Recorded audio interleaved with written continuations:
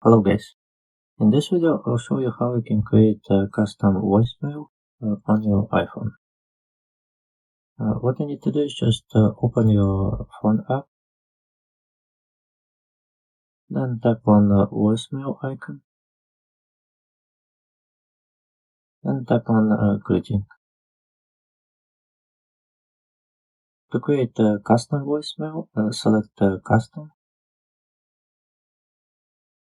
and when you're ready to record your voicemail, tap on record,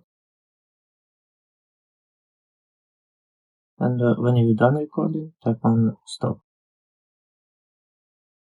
You can tap on play button to listen to your recording.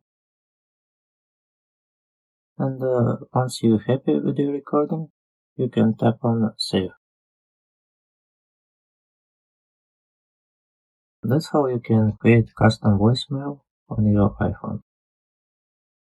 Thank you for watching.